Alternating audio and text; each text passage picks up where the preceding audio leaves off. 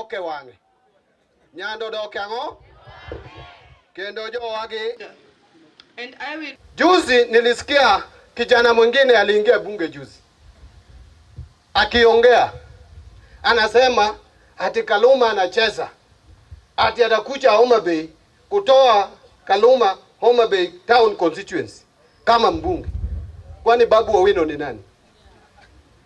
You know, you can overrate yourself. This guy is a young man. He's a juvenile politician who got into politics the other day.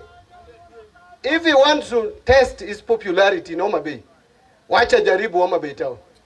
Ninajua watu wa Homa Bay ndio wataamua, lakini hata mimi John Mbadi niko na wafuasi Homa Bay town.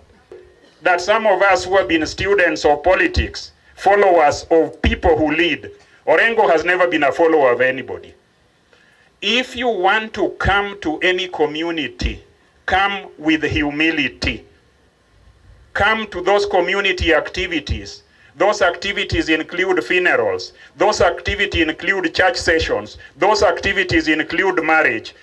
Lakini Orengo, nataka niseme nikiwa hapa Suba, wewe ni adui ya jamii ya Wajaluo. Wewe ni adui ya jamii ya Wajaluo. Wewe mwenyewe unaelekea mwaka 80. Na bado unataka kupeleka Wajaluo kwa opposition. Wajaluo wameteseka mwaka yao yote wakiwa kwa opposition. Hata wakati wamepata nafasi kidogo yenye mko na finance minister. Nyinyi mnajua maana huyu mtu kupewa kushikilia pesa ya nchi.